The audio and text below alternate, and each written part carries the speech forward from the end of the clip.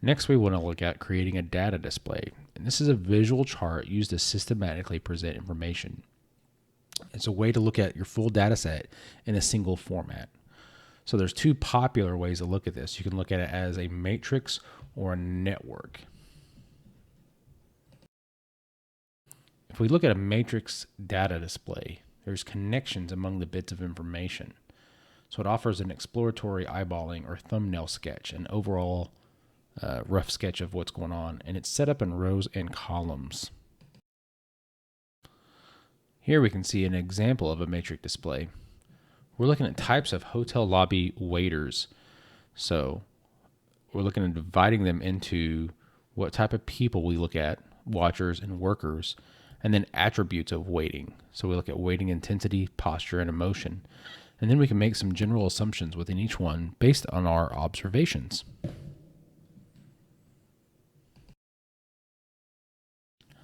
Then we can look at a network data display. There are lines connecting participants' actions, events, and processes, and we should be able to identify patterns about why things happen as they do. We use this when we want to focus on like a sequential order of what is being studied, and we're looking at multiple events at the same time. So let's take another example, and this one is something that comes from your book and is something to remember box in the chapter. So we're looking at, if we look at the distinction, so is the intent descriptive or explanatory? So if we want to use the matrix display, it's going to use to describe the data's organization. If we're looking at a network display, we're using it when we want to generate explanations about why things happen as they happen. So let's go to the next line. Do you need partial or complete order? So partial or complete order. So with matrix, we're using that when the data is in rows and columns to represent descriptive categories, not what order.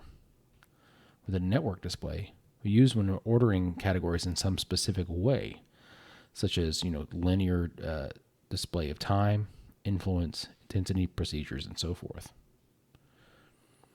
Then we look at the final one. Are you focusing on two domains or more than two domains? So a matrix is best to look at when we're comparing and contrasting two domains. And a network display is best when used when you're comparing three or more domains at the same time. Next, we'll move to making tentative conclusions. And really, this is making provisional meaning statements as we're making sense of the data. And the process involves different strategies, a holistic understanding, and sometimes computer assistance. And we'll talk a little bit more about this. So let's look at some strategies for making tentative conclusions. And these are different ways to draw your conclusions. We can use clustering, counting, plausibility, metaphors, and subsuming particulars into the general. If we look at clustering, we're using a matrix or a network as far as our previous conversations, and we're trying to clump or integrate information into patterns or themes. And then we're going to identify those patterns and themes and start to make conclusions from that. And then if we look at subsuming particulars into the general, we're going to collapse several categories into one or more general categories. We're going to stand back and find a more generic label for a number of the discrete categories. So we're kind of taking a step back in both ways. So let's look at an example. If we observe kids' behavior on playgrounds, and our behaviors are initially categorized as a bullying, aggression, rule infractions, or defying authority, we can subsume that these behaviors under a new label of antisocial behavior. So again, we're kind of looking at a bigger scope idea of what we're seeing there. So we're taking the three categories that we've noticed here and making one larger category that fits all of them. Next, we can look at counting. And counting sometimes reveals special patterns. Really, what we're looking at is why something is happening. For instance, why is there irregular participation in a fitness program? So we're noticing that certain people there's an irregular participation by several different people, right? And then we look at it a little bit more depth. We notice that 70% of them noted lack of child care. So we're taking a little bit deeper look into the patterns by doing some counting of why and how. I like the next one, which is plausibility. And this is just thinking about what makes the most sense. Sometimes it's using your intuition to talk about what feels right.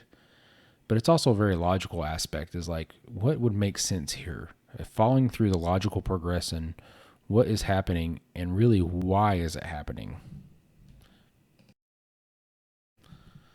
So I also like making the metaphors. So a metaphor is a literary device used to compare two things that are similar.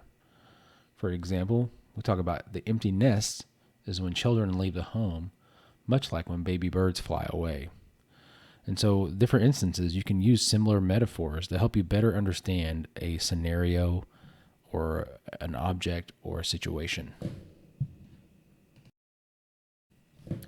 And then we look at overall a holistic understanding of everything.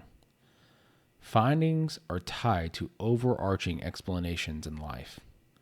We try to determine the construct or broader applications of patterns that emerge from the data. So again, taking that big step back. We strive for tentative conclusions to answer our research questions, especially if it's applied research. So overall, when we take that big step, what are we really looking at, and why is it the way it is?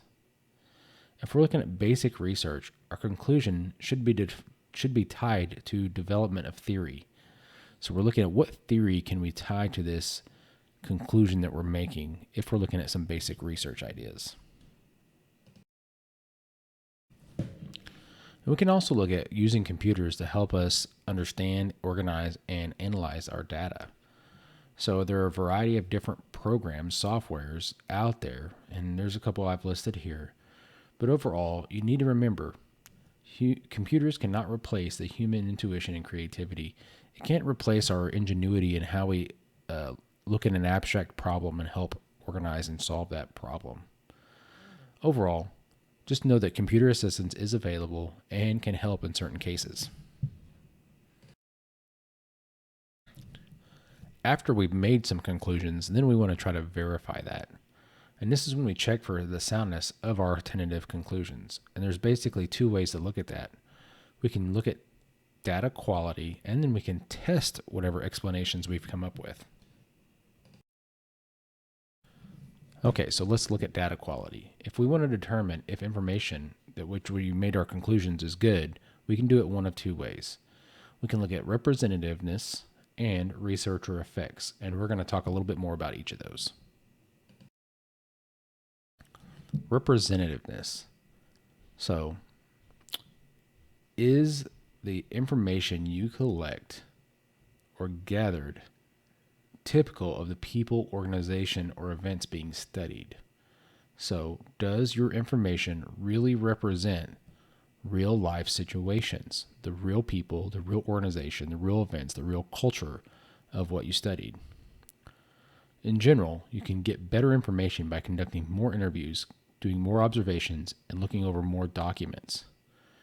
You can also do random selection of people in the study.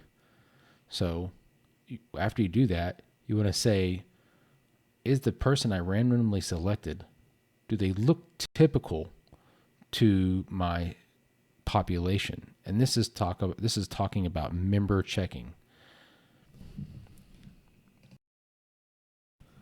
We also need to make sure we're looking at researcher effects. We need to determine if the researcher had any influence on the data collected or analyzed in the study. For example, did the researcher alter the status quo via interaction with the study participants, creating behaviors that are not typical? So in a quantitative realm, we'd call this like white coat syndrome, where people alter what they're doing or saying based on the fact that you're there collecting information. Or does the researcher have any inserted or conscious or otherwise bias that has affected the conclusions? So what things am I, the researcher, bringing into the situation that would affect how I interpret the information? Then we can also test our explanations, and we can look at that in two different ways. So, have explanations been confirmed in the same or other research? So we look at replication of findings. So if we talk about this is my explanation, can we confirm that within the data we have? Similar data in other research or similar data outside of our research area. Then we can look at rival explanations. This is when we check out alternative conclusions that are the opposite or different from those that you look at or you're posing. So if somebody has an alternate explanation, as we compare and contrast and look at how and why they're different.